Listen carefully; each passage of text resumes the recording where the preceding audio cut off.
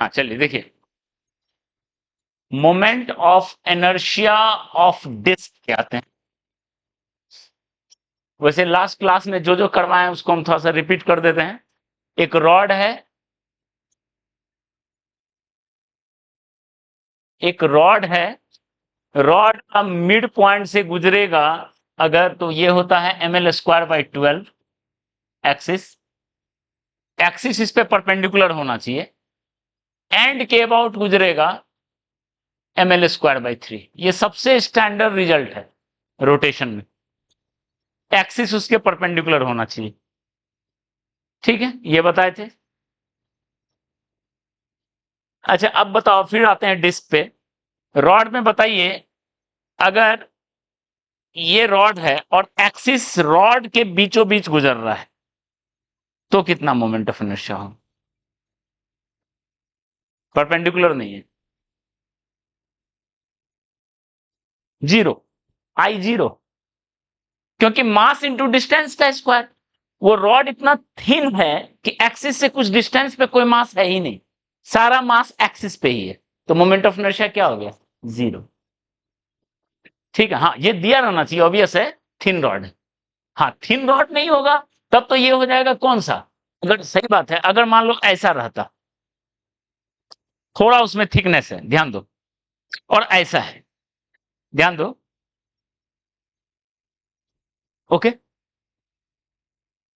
ठीक है, तो ये एक रेक्टेंगल है, ठीक है, रेक्टेंगुलर है।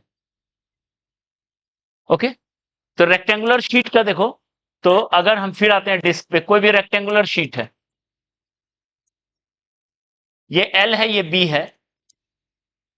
ओके, पहले आप रेक्टेंगुलर शीट देख लो, रेक्टेंगुलर, उसके बाद आते हैं डिस्क पे, और स्क्वायर शीट, इसका मोमेंट ऑफ इनर्शिया ध्यान दो। ओके, तो अगर कोई एल लेंथ का रेक्टेंगुलर है, बी ब्रेथ है, इसे रेक्टेंगुलर शीट है। ओके, ऐसा कोई एक्सिस है, ऐसा कोई एक्सिस है।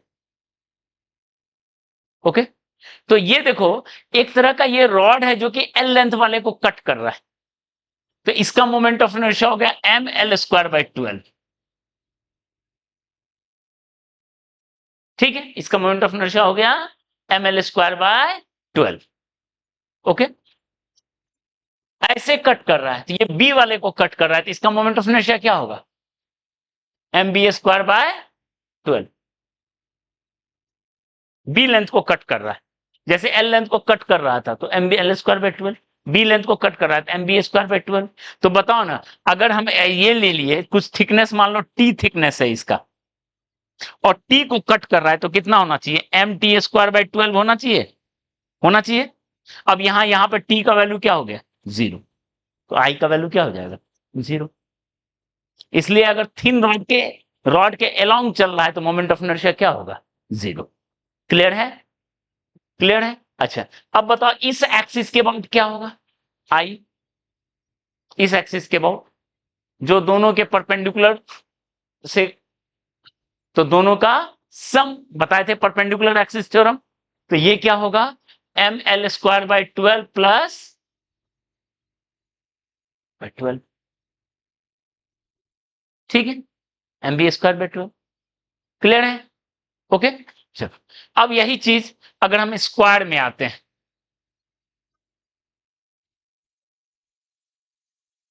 स्क्वायर में आते हैं, ठीक है, ए लेंथ है, ए लेंथ है, तो बताओ ऐसा कोई एक्सिस है, कितना होगा? 12। ऐसा कोई एक्सिस है, ma²/12। ठीक है, क्लियर है? यहां से कोई एक्सिस गुजरा, ma² / 12 प्लस ma²/12 कितना होगा? ma²/6, जो उसके परपेंडिकुलर है, डॉट मतलब क्या हुआ? Perpendicular to the plane. अच्छा, ये स्क्वायर में हो गया।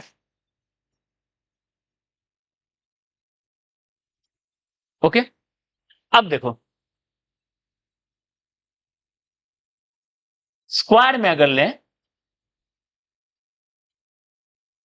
स्क्वायर में अगर पूछा जाए इस डायगोनल के अबाउट क्या होगा,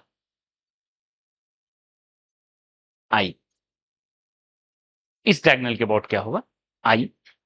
ठीक है, ओके। तो अब इसको निकालना बड़ा मुश्किल है, अगर हम, हाँ निकल जाएगा अगर हमको एक ट्रायंगल और एक ट्रायंगल का पता है, ट्रायंगल का बेस के अबाउट, जो कि हम लोग देखेंगे अभी, उससे आ जाएगा। लेकिन हम क्या चाह रहे हैं, इस लॉजिक से निकालो। देखो मान लो इसके अबाउट है आई, ये भी तब क्या होगा, आई, और दोनों आपस में क्या है, परपेंडिकुलर। तो आई प्लस आई मिल के इसके अबाउट हो जाएगा, और वो कितना दिया हुआ है, एम ए स्क्वायर बाय 6, यानी आई का वैल्यू हो जाएगा एम ए स्क्वायर बाय, अगर डायगोनल से गुजर रहा है तो भी एम ए स्क्वायर बाय 12। ठीक है, लेकिन अगर यही चीज यहां ले रेक्टेंगल में,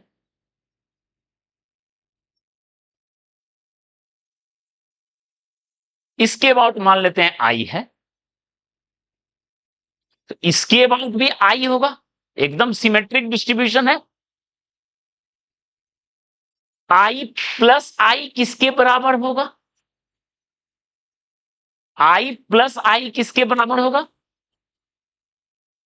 M L square plus B square by 12।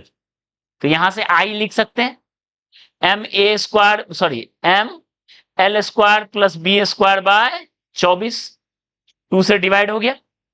Clear है, क्या ऐसा लिख सकते हैं, नहीं लिख सकते हैं ये, क्योंकि ये परपेंडिकुलर नहीं है, दिस इज नॉट परपेंडिकुलर। आई और आई इक्वल होगा यस, पर दोनों का सम इसके बराबर नहीं होगा, परपेंडिकुलर एक्सिस नहीं वो कर रहा है सेटिस्फाई। ठीक है, तो सवाल है ये आई होगा कितना, ओके, ये आई होगा कितना। ठीक है, तो आई कितना होता है वो देख लो। कोई भी ट्रायंगुलर प्लेट है, कोई भी ट्रायंगुलर प्लेट है, एनी ट्रायंगुलर प्लेट,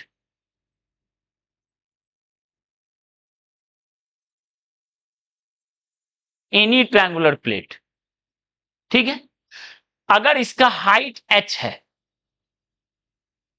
इसका मास m है, मास m है ट्रायंगुलर प्लेट का, तो उसके बेस से होता हुआ जो एक्सिस है उसके अबाउट जो होगा आई, आई जो होगा एम एच स्क्वायर बाय 6, आई जो होगा वो क्या होगा, एम एच स्क्वायर बाय 6। आप प्रूफ कर लेते हैं। ठीक है, तो आपको ये रिजल्ट बहुत इंपॉर्टेंट है।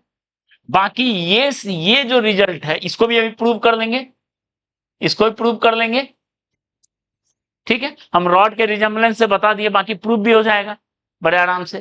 तो आपको ये ध्यान रखना है रिजल्ट वाइज। क्लियर है, क्लियर है, ठीक है, आते हैं प्रूफ पे।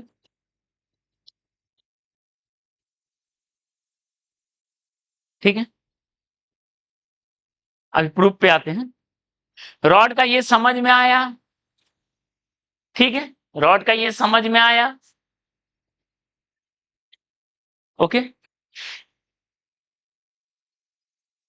वापस हम रॉड पे आते हैं, एक आध और चीज बताते हैं इसमें रॉड में, उसके बाद फिर दोनों का प्रूफ पे आते हैं, फिर डिस्क पे आते हैं। एक रॉड है, देखिए, मास m लेंथ l, रॉड है, ठीक है, इधर ध्यान दो। हमने देखा एक्सिस एंड से गुजर रहा है, एम एल स्क्वायर बाय 3, पर एक्सिस परपेंडिकुलर होना चाहिए तब, एक्सिस परपेंडिकुलर होना चाहिए तब, ठीक है, और उसके थ्रू गुजर रहा है तो कितना हो गया, 0, ओके।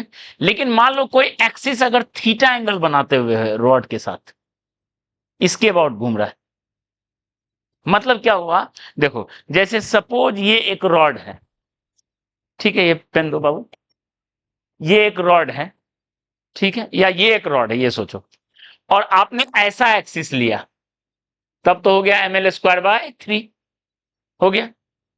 ऐसा एक्सिस लिया जो इसके थ्रू गुजर रहा है, तो 0, देख लो, लेकिन आप एंगल पे लेते हैं, ऐसा नहीं, ऐसा एंगल पे लेते हैं एक्सिस, इसके अबाउट वो घूम रहा है, ठीक है, एंगल थीटा एंगल बना रहा है, एंगल क्या बना रहा है, थीटा।